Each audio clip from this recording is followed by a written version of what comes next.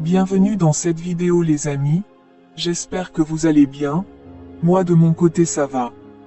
Aujourd'hui, vous allez découvrir tous les enfants de Moussa Dadis Camara, ancien président de la République de Guinée-Conakry.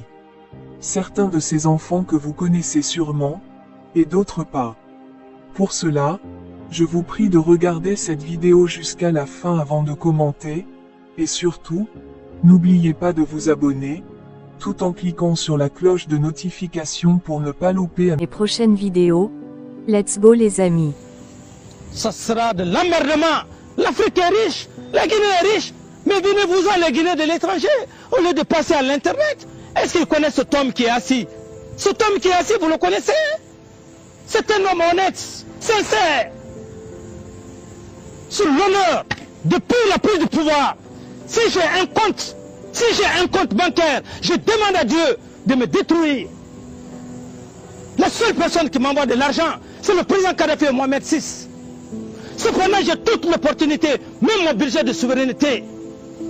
Je touche difficilement. C'est quand il y a des sinistrés. Difficilement, je fais des chèques. Je ne suis pas un maudit.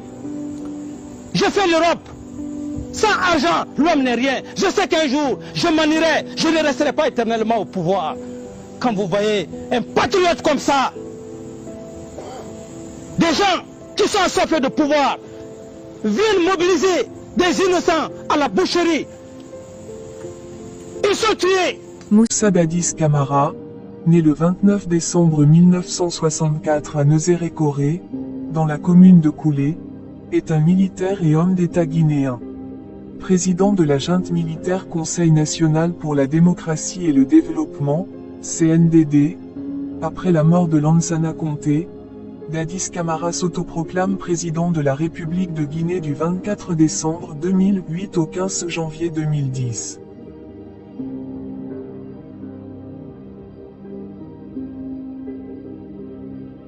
Moussa Dadis Camara fait ses études primaires et secondaires à Nezéré-Koré, sanctionné par un baccalauréat en sciences mathématiques au lycée Samori Touré.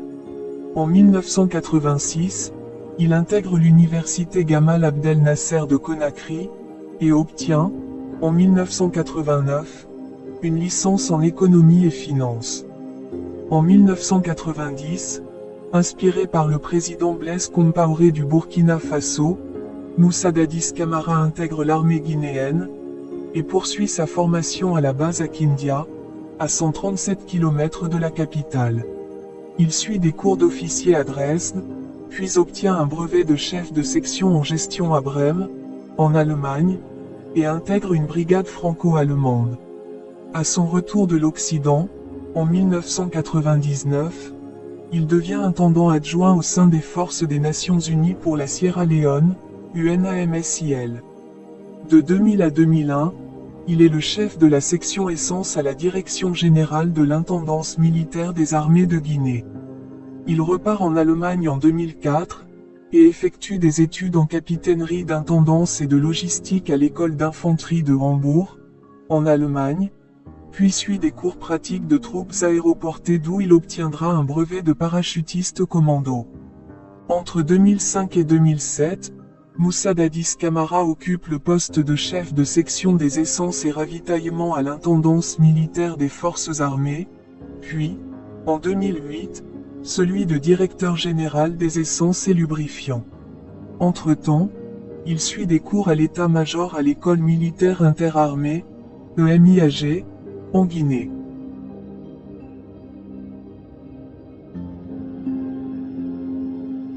Marié à Jeanne Camara, de son nom de naissance, Jeanne Saba, première dame de la République de Guinée du 24 décembre 2008 au 15 janvier 2010, Moussa Dadis Camara est parent de 4 enfants. En première position nous avons, Moriba Junior Camara, né à Conakry, est le fils unique de l'ancien chef d'État guinéen, Dadis Camara. Moriba Camara part poursuivre ses études à Québec au Canada en 2009, juste avant la tentative d'assassinat de son père. Le 16 août 2010, le jeune homme est retrouvé mort dans une piscine à Longueuil, sur la rive sud du fleuve Saint-Laurent, au Canada. Une première autopsie pratiquée sur le corps de l'homme pour déterminer la cause du décès n'a pas permis de conclure. La police a indiqué qu'il n'y avait jusqu'à présent aucune preuve d'un acte criminel dans cette affaire, mais des membres de la communauté guinéenne, dont divers médias africains, spéculent qu'il s'agit d'un acte criminel. La police a indiqué qu'il n'y avait aucune trace de violence sur son corps.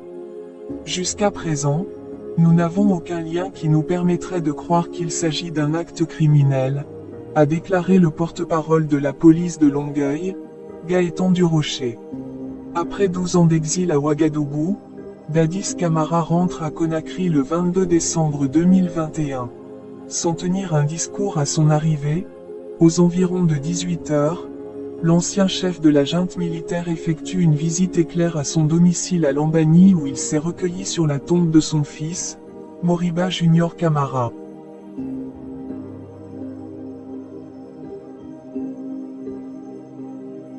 En deuxième position nous avons Philomène Fodé Camara.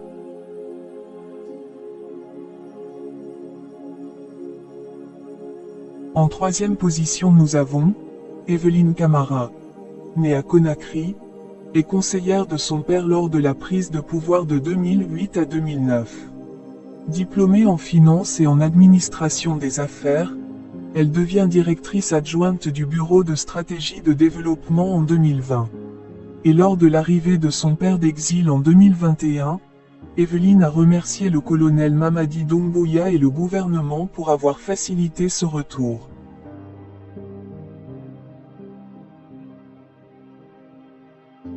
En quatrième position nous avons Madeleine Camara, née à Conakry, est une officière à la gendarmerie nationale.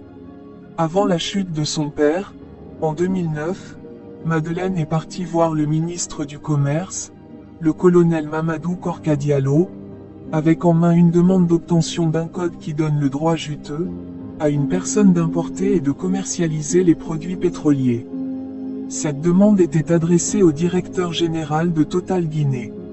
En sa qualité de ministre du Commerce, l'intendant militaire, le colonel Korka, l'a transmise aux autorités de Total avec une autre note, cette fois-ci émanant de lui. Dans cette note, le ministre donnait son appui à Mademoiselle Dadis. Sans aucune forme de vérification, il transmettait son avis favorable au niveau de la société Total qui a l'exclusivité de la commercialisation des hydrocarbures en Guinée. Les responsables de Total Guinée ont tout de suite remis au président ces documents. Il n'en fallait pas plus pour déclencher le courroux du capitaine Moussa Dadis Camara.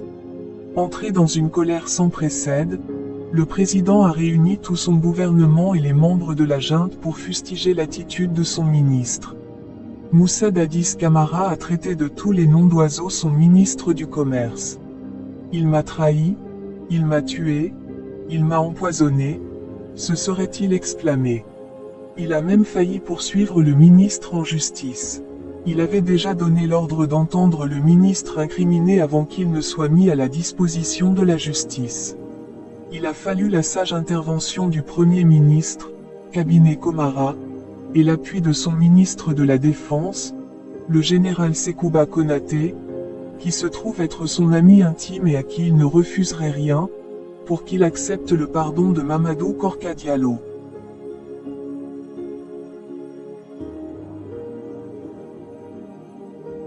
La prise de pouvoir du capitaine Moussa Dadis Camara. Quelques heures après l'annonce de la mort de Lansana Conté, deuxième président de la République de Guinée, le capitaine Camara, jusqu'alors inconnu du grand public, apparaît à la radio-télévision guinéenne pour annoncer la suspension de la Constitution et de toutes les institutions républicaines ainsi que la dissolution du gouvernement. Aboubacar Somparé était alors le successeur constitutionnel de Conté.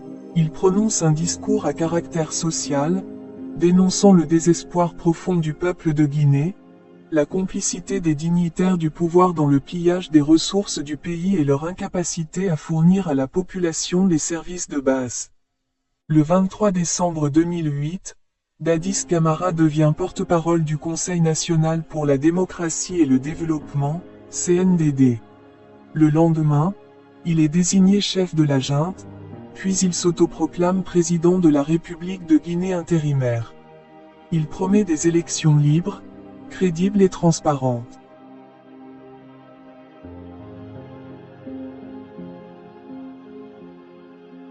Le 30 décembre 2008, comme promis à la prise du pouvoir, il nomme le banquier Cabinet Camara à la fonction de Premier ministre.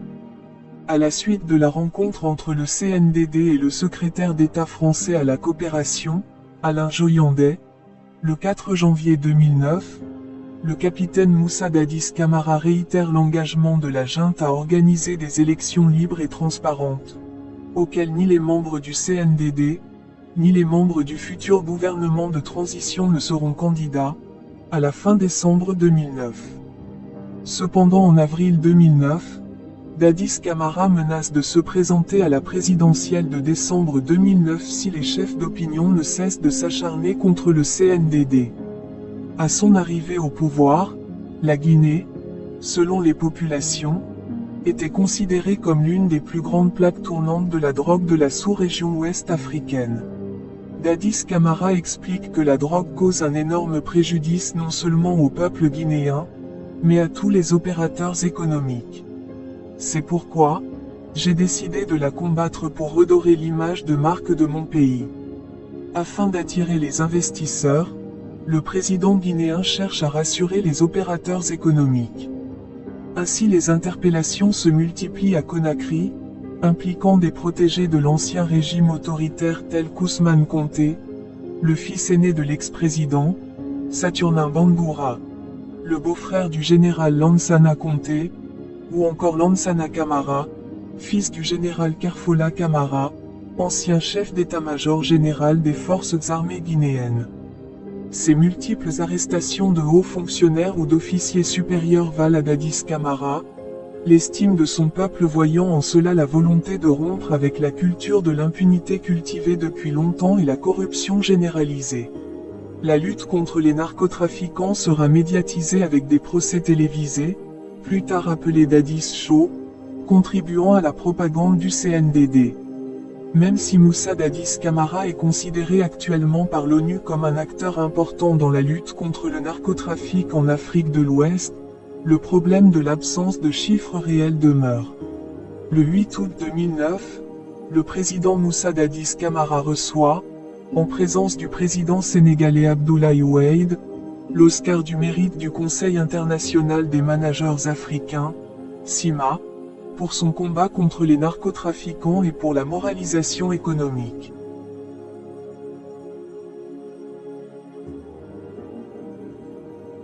Le 28 septembre 2009, à la suite d'un meeting organisé dans l'enceinte du plus grand stade de Conakry, l'armée guinéenne tire à balles réelles sur les manifestants, occasionnant 157 morts selon les ONG, qui font aussi état de milliers de blessés et de nombreux viols.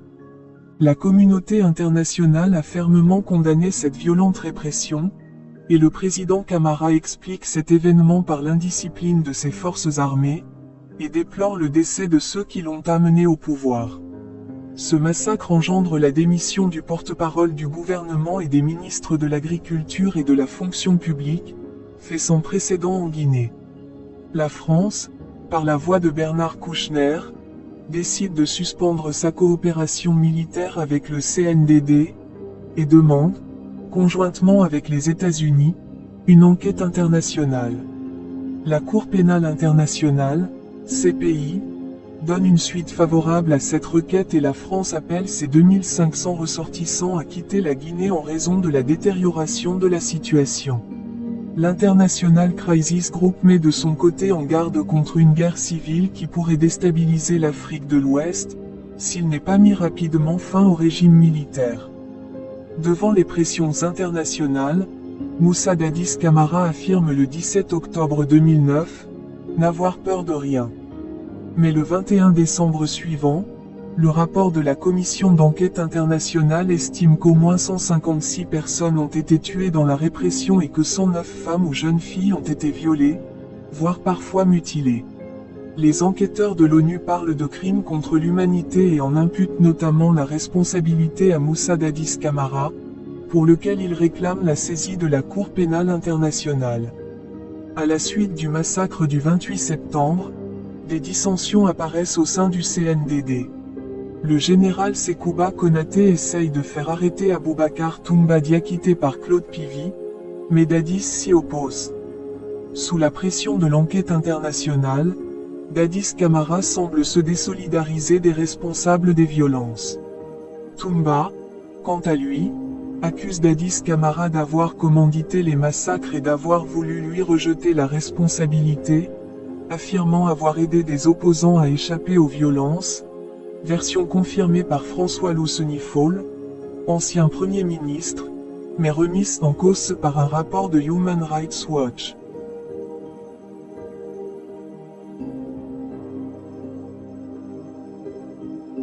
Le 3 décembre 2009, Moussa Dadis Camara se rend au camp militaire Koundara, base de son aide de camp et chef de la garde présidentielle, Aboubacar Sidiki Diakité.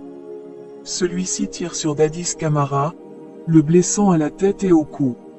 Le chef de l'État est transféré le lendemain à Rabat, au Maroc, afin d'y être hospitalisé dans une situation difficile mais pas désespérée, d'après le président burkinabé Blaise Compaoré. En attendant de plus amples informations, l'intérim est assuré par le numéro 2 de la junte, le général Sekouba Konaté.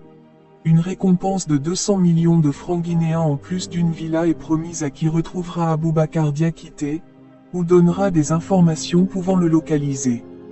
Le 12 janvier 2010, à la surprise générale, Moussa Dadis Camara quitte le Maroc, où il était hospitalisé depuis le 4 décembre, pour Ouagadougou, au Burkina Faso.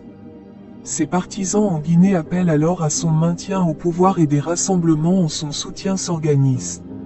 Toujours président de la République, Moussa Dadis Camara est rejoint par le président intérimaire, Sekouba Konaté, en vue de négociations, sous l'égide de Blaise Compaoré. Un accord est trouvé le 15 janvier, et Camara renonce au pouvoir, officiellement pour des raisons de santé. En réalité, selon les télégrammes de la diplomatie américaine révélés par Wikileaks, les gouvernements français et américains, en accord avec Mohamed VI, ont profité de son hospitalisation à Rabat pour lui trouver un successeur et le forcer à l'exil.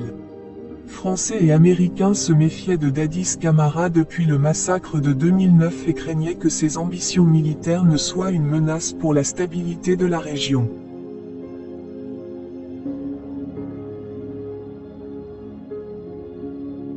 Au Burkina Faso, Dadis Camara se convertit au christianisme en 2010 et change son nom en Moïse Dadis Camara. Il y réside sous la protection du président Blaise Compaoré, à condition de ne pas faire de politique, tandis que sa sécurité est supervisée par Gilbert Diandéré, aide de camp de son hôte. À l'occasion de l'élection présidentielle guinéenne de 2010, toujours en exil, il ne donne aucune consigne de vote, appelant tous les électeurs de son pays à voter pour le candidat de leur choix. Le 20 décembre 2010, il fait part de son intention de rentrer en Guinée. Moussa Dadis Camara annonce son intention de se présenter à l'élection présidentielle guinéenne du 11 octobre 2015. En juin 2015, Cellou Dalein Diallo, dirigeant de l'UFDG et principal rival du président sortant, annonce avoir formé une alliance politique avec Dadis Camara, sachant que ce dernier reste une figure populaire dans la Guinée forestière. Du coup, la justice guinéenne s'active pour juger son rôle dans le massacre du 28 septembre 2009 et discréditer sa candidature à la présidentielle, et l'inculpe le 8 juillet 2015 des chefs d'accusation suivants: complicité d'assassinat, séquestration, viol, coups et blessures. Le 14 août 2015, Dadis Camara achète un billet pour rentrer en Guinée, mais y renonce après avoir été averti que les États guinéens et ivoiriens s'y opposeraient. Le 26 août, il prend finalement l'avion pour Conakry, mais le vol est dérouté à Accra. Alpha Condé aurait appelé en urgence le président ivoirien, Alassane Ouattara, pour lui demander de bloquer l'arrivée de Dadis Camara. Son avocat a déclaré qu'il porterait plainte pour mise en danger de la vie d'autrui. Le Front patriotique pour la démocratie et le développement, FPDD, parti politique de Dadis Camara, accuse le gouvernement guinéen d'empêcher son retour au pays pour se présenter devant la justice et prouver son innocence.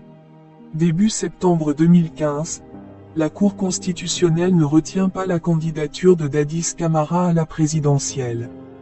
En octobre 2016, Camara se retire de la présidence de son parti, les Forces patriotiques pour la démocratie et le développement, FPDD, et annonce qu'il ne participera pas aux prochaines élections communales et législatives.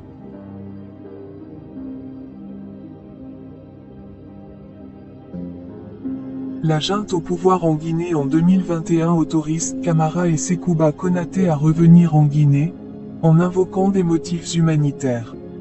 Le 22 décembre 2021, Moussa Dadis Camara rentre en Guinée par l'aéroport international Ahmed Sékou Touré, Bible et Coran à la main. En référence à sa mise en examen pour le massacre de 2009, il indique se mettre à la disposition de la justice, car personne n'est au-dessus de la loi. À la veille du procès des massacres du 28 septembre, Moussa Dadis Camara est placé sous mandat de dépôt et déféré à la maison centrale de Conakry. Il doit rester incarcéré le temps du procès au même titre que Toumba Diakité car leurs demandes de remise en liberté ont été rejetées. Le 5 décembre 2022, appelé à la barre pour témoigner dans le cadre du procès des massacres de septembre 2009, il explique être souffrant et ne pas pouvoir s'exprimer. Ses avocats indiquent qu'il souffre d'une grippe aiguë et d'un paludisme qui l'affaiblissent. Le président du tribunal a accepté de lui accorder un délai d'1 semaine avant de l'entendre à nouveau. Une semaine plus tard, il se présente face au tribunal pour se défendre et évoque d'emblée un complot contre lui, niant sa responsabilité dans les massacres du stade de Conakry datant du 28 septembre 2009. Le 13 décembre, lors de sa deuxième comparution, il est victime d'une dysphonie l'empêchant de s'exprimer, ce qui pousse le juge à repousser de nouveau son audience. De retour devant le tribunal le 19 décembre, il reste sur la même ligne de défense, niant toute responsabilité dans les massacres du 28 septembre 2009. Il indique que le jour du drame, il a été forcé par Toumba Diakité, son ancien bras droit, à rester dans son bureau tandis que son assistant est allé au stade commettre les massacres. Nommant certains responsables, il rejette la faute sur les autres et affirme que seuls ses ministres ont la responsabilité des événements dont il n'avait pas connaissance. Peu à peu, il perd son calme au fil de l'audience et s'énerve lorsque le tribunal qualifie son régime de dictature. Début janvier 2023, il maintient un comportement agacé face à la cour qui l'interroge tout en affichant ouvertement son impatience et en rappelant son innocence. Le 18 janvier 2023, il réaffirme sa version de la théorie du complot et se dit victime des événements du 28 septembre. Il en profite aussi pour charger encore Toumba Diakité qu'il estime être à l'origine des massacres. Blaise Boumou, un ancien gendarme qui lui succède à la barre, charge lui aussi Toumba Diakité qu'il estime responsable des massacres. Il affirme même l'avoir vu tirer dans le stade. Le 4 novembre 2023 à l'aube, Dadis Camara s'évade de la plus grande prison de Conakry, grâce à un commando armé qui libère également 3 autres anciens responsables du gouvernement. L'attaque cause 9 morts dans le processus, Dadis Camara et 2 autres détenus sont recapturés le jour même, mais le dernier évadé, Claude Pivy, reste en fuite. Le 22 mai 2024, le procureur au procès du massacre du 28 septembre 2009 en Guinée, requiert une condamnation à la réclusion criminelle à perpétuité contre Moussa Dadis Camara. Le 31 juillet 2024, Moussa Dadis Camara est reconnu coupable de crimes contre l'humanité dans les massacres survenus en 2009, et est condamné à 20 ans de prison. Le lendemain du verdict, les avocats de Moussa Dadis Camara disent être surpris de sa condamnation, relèvent appel et se réservent le droit de porter plainte à la Cour de justice de la CEDEAO, pour multiples violations de droits de leurs clients.